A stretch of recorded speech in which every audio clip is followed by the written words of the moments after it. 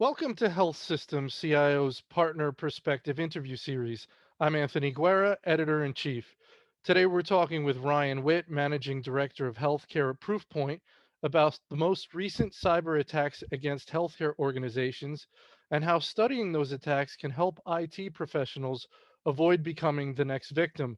Ryan, thanks for joining me today. Anthony, great to be here, and I join you at a very interesting time where it's cyber attacks have been kind of a ever-present thorn in healthcare side for many years now. But with the real uptick in ransomware activity in healthcare and beyond, it really is a timely discussion for us. Yeah, I'm looking forward to it. I almost feel like I don't know if there's a sense of panic that's going to be setting in soon if we keep seeing these attacks. So I'm looking forward to discussing it. Can you Right. start off by giving us a little bit about your organization and your role there? Sure. I work for Proofpoint. Proofpoint is a cybersecurity company wholly focused on protecting people, how they work, their organization. It's no surprise these days that the thrust of cyber criminal activity is now on attacking people, as opposed to attacking networks or machines or devices. Not that those attacks don't happen, but it really the focus is on people. So we have a whole range of technology and solutions around trying to make sure people are safeguarded from that activity. My role within Proofpoint is to focus on the healthcare industry segment. We have a deliberate investment in a small number of industries, healthcare being one of those. And so my role is to make sure that we are bringing the best possible experience to the market for our healthcare industry customers by adapting our products, looking at use cases, etc. So. Very good, excuse me. So as you alluded to earlier, we've seen a lot of attacks. We saw two non-healthcare recently. There was the Colonial Pipeline, and just yesterday, the JBS, the cyber attack on the JBS meat production, and that gets to national security levels. So you're talking about interrupting Right. the fuel, interrupting food, these kind of things. We have seen things also in healthcare recently. Seems to be a lot of ransomware going on, a lot of money being paid. Um, it seems like the severity and the pace is picking up. What are you seeing?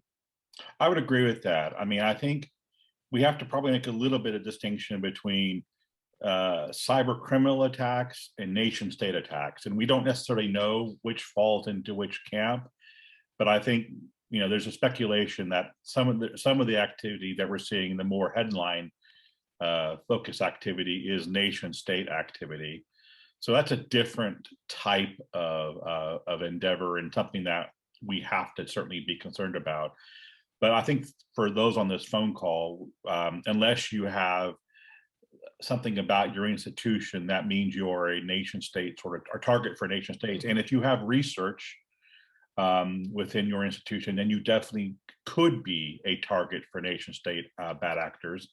Um, but the real problem challenge that will likely be encountered for most people who are going to be on this conversation, listening to this conversation, would be cyber criminal activity. And I think the one that I would really draw the attention to that I think is very noteworthy is what happened at Scripps down in San Diego. Mhm. This is a very prominent health system, um, a certainly one of the linchpins of their community. An organization who's invested quite heavily in the broad spectrum of digital transformation for healthcare. And they had a pretty significant ransomware attack, which took their system down for quite some time. It's not that we haven't seen that elsewhere, because we certainly have, and we've certainly seen other health systems be impacted. But this is probably the most prominent health system that I can recall going or having this severe of an attack against their systems.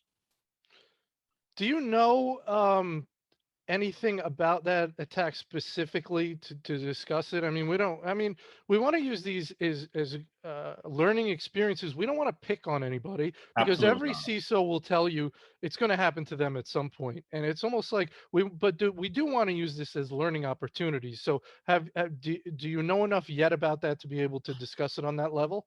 Yeah, and I want to echo your point. Hmm. The point of mentioning them um, is as a learning Hmm. point. It's not to name them in in a derogatory way at all. Right. I think your broader point of like every institution is vulnerable, and this idea that I'm going to be out of the crosshairs because of whatever reason is just erroneous. And so we should learn from these experiences. Um, I don't think there's enough information in the public domain right now to discuss scripts in any sort of meaningful way.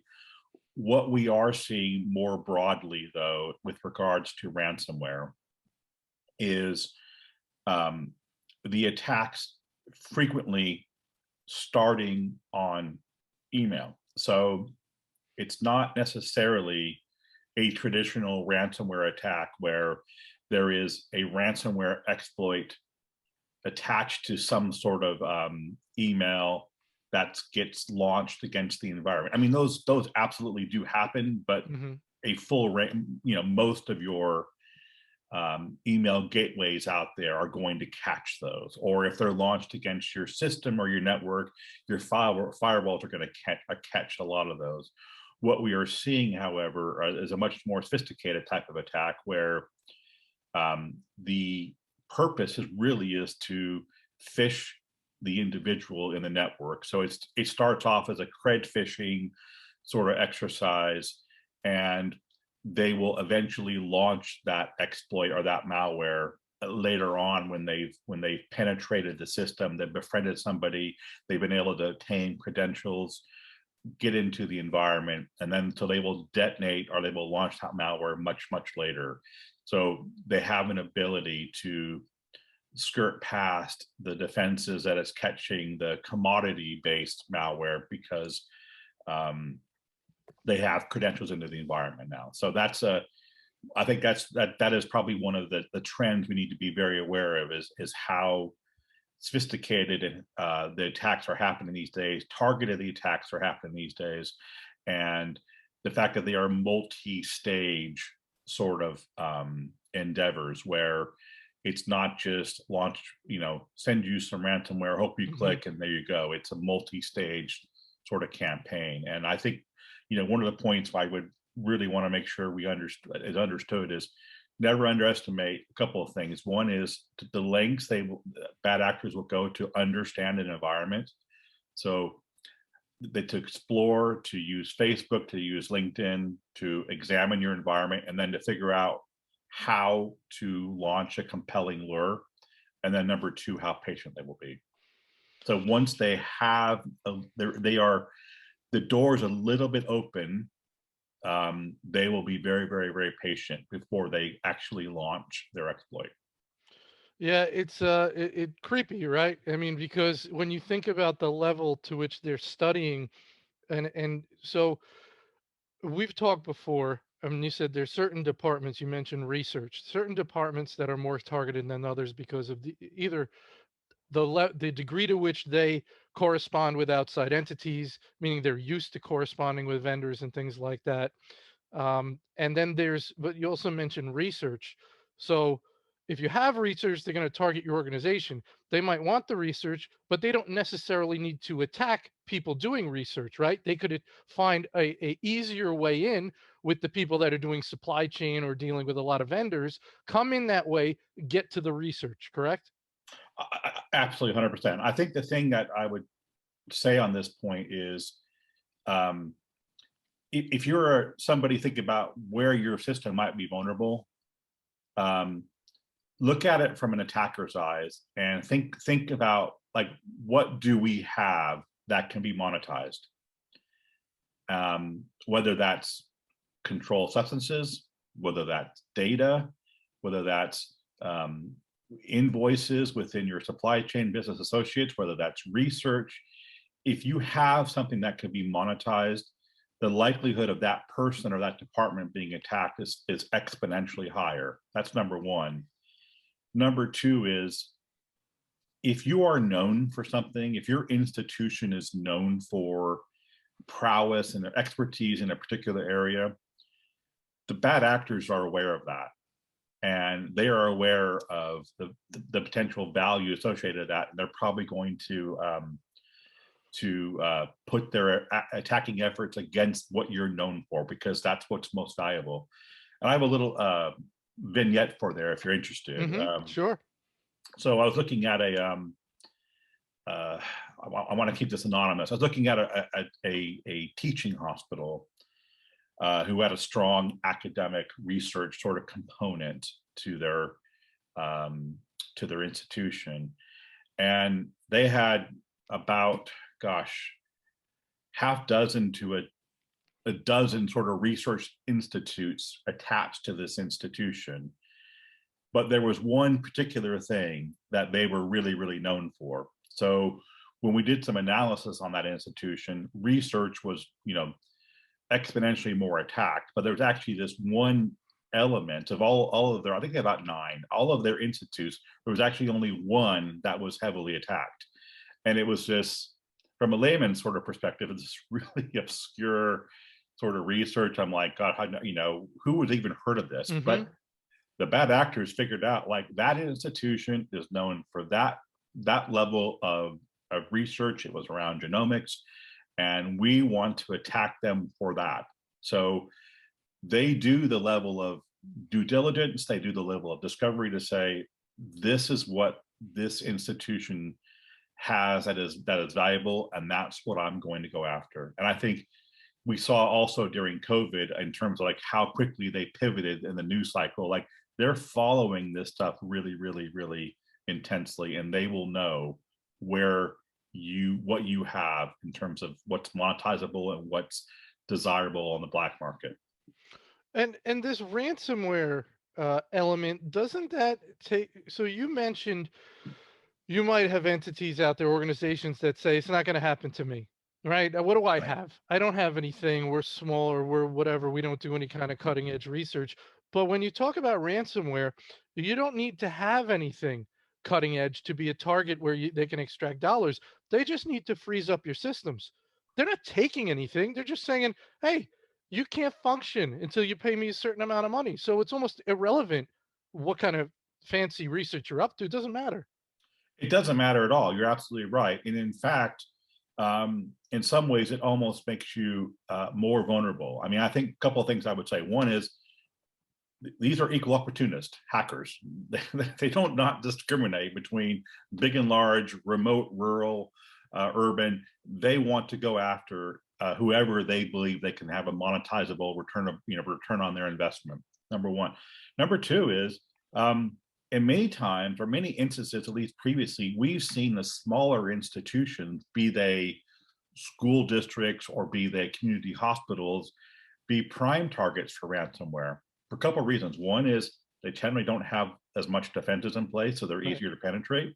Right. And two, they're more likely to pay a ransom because they just need to have systems unlocked. And three, actually, if you go for a lower dollar value in terms of what you're trying to extract, the propensity for it to pay is much higher. Of So it's one of course. those things where, yeah. So, yes, everyone wants to hit the home run and get the big multi-million-dollar ransom, but the bread and butter of the few thousand, 10, whatever the number is, a small number here, those things actually kind of quote unquote pay their bills. Yeah.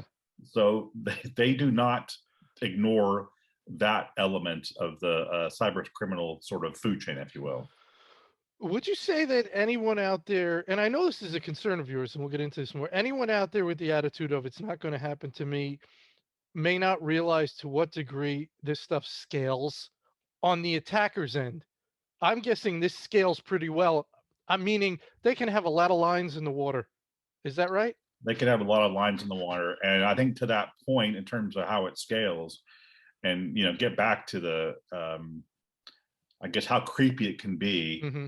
So Podimon has done a lot of research in this area about how long is a hacker in your environment before you realize it. And with healthcare, it's generally 6 months. Wow. So they are in your system for 6 months before you even recognize that they're there. And if you think about that from a analogous to a physical security sort of example, That's like the equivalent of somebody living in the closet of your spare Mm-hmm. bedroom Mm-hmm. for 6 months, watching your activity, Yep. figuring out, oh, he's out. They're out this time. They're home this time. This is where they keep their safe or whatever, Mm-hmm. where they keep Mm-hmm. their valuables. Right. And that's essentially what's happening at a cyber level. They are figuring out. So the opportunity to launch a scaled attack against that institution is quite pronounced because they're there. They have the ability and the exposure to go do that. Listen, I think we have covered the attack part. We know Right. there's a lot of bad stuff going on. We made people very nervous. Um, and we talk about just being responsible and making sure that if something happens, you want to be in a position as a CISO or a CIO to say, we did all that was reasonable. Okay. We did the right things. We did our due diligence. We had the right security in place. All that was reasonable and would be expected. That's at the very least, that's you want to be able to say that. So what puts you in a position not to be able to say that? What do you see if you want to list anything? What are some of the minimum stakes to play? Like you got to be nuts if you don't have this stuff in place. What are those type of things? Yeah, no, I think it's a good question. And I think when you think about the answer to that question, we should also make the parallel that what's the marketplace has changed, right? 10 years ago, when we had this sort of dialogue, maybe 8 years ago, the concern would be around, am I going to have a HIPAA violation? 5 years ago, when we had this sort of conversation, it was like, okay, what do I have to make an investment in to make sure I qualify for meaningful use? Like, what are the cyber components that allows me to unlock those dollars? Right. The conversation now really is, am I impacting patient safety? Right. Is my lack of security posture having a direct impact on the mission of my institution? Because we can no longer provide care because we're locked out of our EHR or our systems, or we can't see patients. Or that, I think, has got to be the true north that we think about in terms of how do you answer this question. It's sure you don't want to fall foul of HIPAA, and you don't want to be fined, and you don't want to have brand erosion, but really you want to make sure you're not impacting your institution's ability to treat patients. And I think there are a lot of pointers in the marketplace in terms of where the attack surface is. And whether you want to believe Verizon, or whether you want to believe Ponymon, or whether you want to believe HIMSS, all produce annual studies and research on this sort of topic. The attack surface is almost always on email. I think the HIMSS report that came out in December said 89% of all attacks, the initial point of compromise is on email. And that's a fairly broad and stark, and that's a fairly strong number. Like if you could just do one thing, stop email-based attacks, because almost always that's where they're happening. If you want to believe the HIMSS data, and by the way, Verizon, they would all corroborate this. They're all saying the same thing. So if I'm playing defense, right, and I think in terms of like, if you want to use an analogy of like, I don't know, football or whatever, it's like if they're running the ball on you, they're going to keep running the ball onto you until you stop the running game, right? Absolutely. So the running game today, from a bad actor standpoint, is email. Attacking people, but attacking people on email or other messaging channels. That is where you need to. So in terms of what you should do to protect, you need to have a strong sort of email gateway. You need to have a strong training program that allows people to identify what a malicious email looks like. You need to have authentication tools that allow your institution to say, hey, is the person who is sending me an email actually the person who is purported to be coming from? So can I unmask that?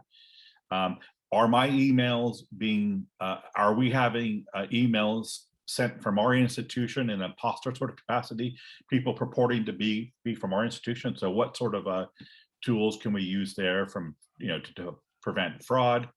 Do we have the right sort of exfiltration capabilities? So if someone gets into our system, we don't allow them to extract information from the system. So I think these are some of the basics that I would expect there to be in place. And I think that's the kind of like the table stakes sort of investments, email gateway, some sort of DMARC technology to prevent, to authenticate your email users, a strong sort of training program, data loss prevention sort of program. Then you can go a little bit further around things like isolation technology. So if you're working with your supply chain, or you're working with people who have to click on links, download documents as a core component of their job, and that's what they do in their job.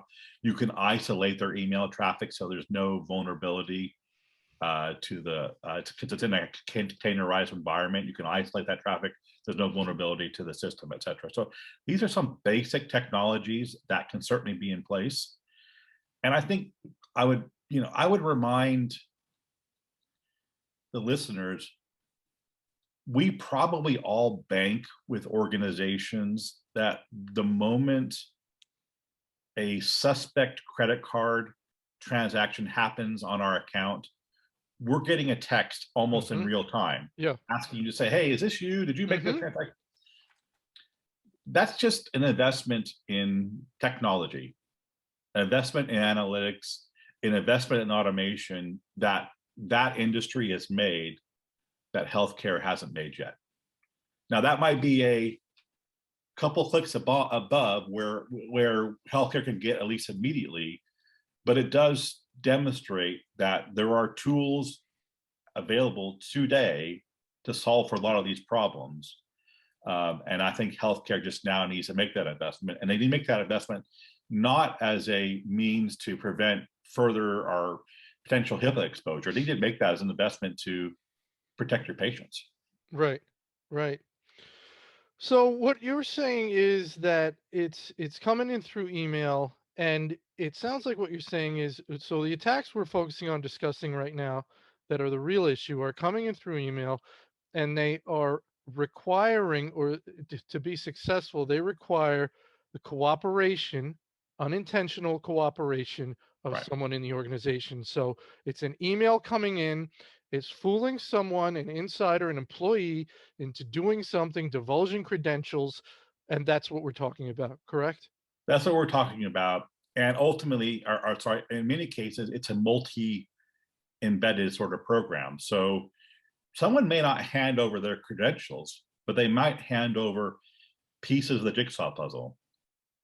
And then your colleague, a couple of cubicles down, hands over a piece of jigsaw puzzle. And then before you know it, you're able to assemble the puzzle. Now, when you say the puzzle, are you talking about you get a little bit of information from everyone, and then you create an email so compelling and so filled with real information that the person who gets it takes it for being, how could anybody know all this stuff? Exactly. Okay. Exactly. Okay. Wow. And so, and they might Yeah. pretend to be your supplier. They might pretend to be one of your colleagues, because they're using masking technology in terms of who's the email from. And then they have that, and then they're framing the email in a way where the language is natural, the request is natural, the request is in line with your job function. You already have engagement with this individual anyway, so you're not having any reason to be suspicious of them. And so people just unwittingly, And like you said, essentially hand over kings of the kingdom, or at least help unlock the kingdom. and like you said, person A, B, and C, they didn't even give up anything big. They give up a little fact here, a little piece of information here, and they said, Right. what was that? How could I have broken any rules there? Exactly. So that's hard to train, to prevent, right? I mean, yeah, that's more difficult. Everyone knows, don't give out your credit card number, don't give out your email, your username and password. But from what you're saying, the way they're accumulating the pieces of the puzzle, it's harder to train that individual employee not to give up that seemingly innocuous piece of information. Right. It is, and it could be things like a fraud sort of exercise where they're trying to figure out, they're trying to figure out whether John from accounting is at a conference and therefore away from his email and therefore out of the office and therefore having somebody deputizing for John when, on responding to certain things. And when you start framing them, oh yeah, I know John's at conference ABC in Miami or whatever, and I understand Deborah's responding to his email. So can you just tell Deborah to call me? And I need to, Right. You're like, sure. Yeah. Makes, And it could, that might even, right? That's in the out of the office email that right. comes Well, back. sometimes sometimes it's very easy because the keys are They're given right over. in front of you. Yes. Yeah. Let's talk a little bit about now. I'm thinking for the CISOs out there, from what I'm hearing, it's not a question of not being able to get dollars. That's what I'm hearing. You might be hearing something else, but and I'm guessing that the challenge is not coming. Maybe it used to be convincing the board and the C-suite to spend the money. It's really balancing it and usability and not pissing off the clinicians, right? Because the farther you go locking things down, the more the users will be unhappy. You don't want that. You want them to be able to practice medicine. Is that where you see the tension in sewing things up, so to speak, from a security point of view? Is it in that balance with usability as opposed to fighting for dollars now? I think it's a little bit of both. I mean, certainly clinician workflow is always going to be something that we have to all pay attention to.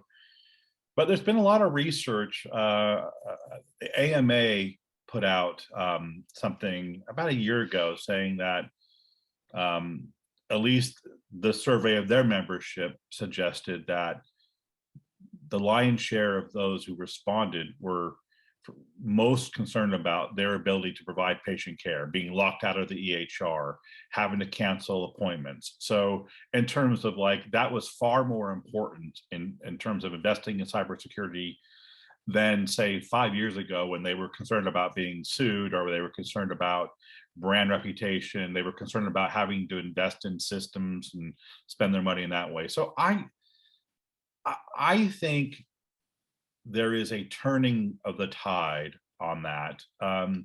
There's been a really compelling article or two in the New York Times that talked about around the Thanksgiving timeframe, a system that was essentially lost access to their EMR for about a month. And they interviewed, I think what made that article really interesting is they interviewed kind of all of the people involved in the exercise. So they looked at it from a patient point of view, from a IT point of view, from a clinician point of view. And these people were almost brought to tears because they had to send cancer patients to the next sort of institution, which was 3 to 4 hours away. And they were, where they could see patients, the clinicians were having to reconstruct from memory put it on paper. And it brought home in kind of vivid technicolor the challenges of not having this sort of security posture in place. And I think they were it just made everyone realize this is really serious. This is life defining or career defining. And so I don't want to over egg it, but if it happens to you, if it happens to your institution, it goes from gets really serious really quickly. And it changes your whole outlook forever on the importance of some of this sort of stuff. And so I just don't, somebody who's passionate about the defense of this industry, it just kind of breaks my heart when I hear these sort of stories, because it's not nobody is always going to be, there's no fail safe or technology, but some of the stuff's avoidable. And I would just like to see the industry take that gigantic leap forward so we don't have these sort of news stories as frequently.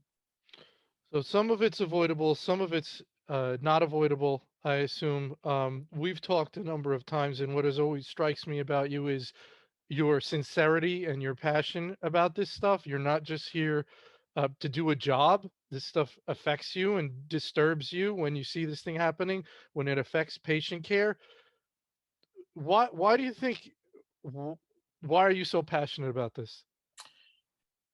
I'm a product of Silicon Valley. I grew up in Silicon Valley. I believe, I don't know this fact categorically, but I believe the apple orchard that was outside of my house where I grew up ultimately became Infinite Loop, which is at least it was the original Apple headquarters before they built their spaceship. So I was always in technology, and I worked in technology across multiple industries for a long time. And I somehow landed into focusing on healthcare a little bit in like 2005 sort of time frame. And something about the industry, I just kind of caught the bug. I didn't catch the bug enough to actually become part of the industry, but I wanted to work with the industry. So I've actively sought out roles. Admittedly, I'm on this side of I'm on the supplier side of the equation, but sought roles where I could focus wholly on healthcare. And I think it was the noble nature of the industry. It was they're doing the unsung sort of hero aspect of the industry that I really gravitated towards. I am not in the saving lives business. I know that. I know my place.